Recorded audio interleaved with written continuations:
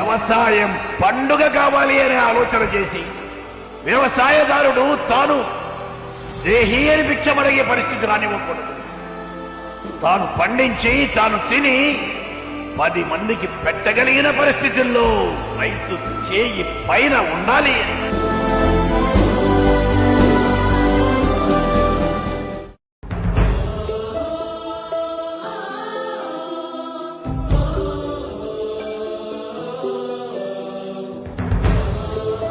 వ్యవసాయం పండుగ కావాలి అనే ఆలోచన చేసి వ్యవసాయదారుడు తాను దేహీ అని భిక్షమడిగే పరిస్థితి రానివ్వకూడదు.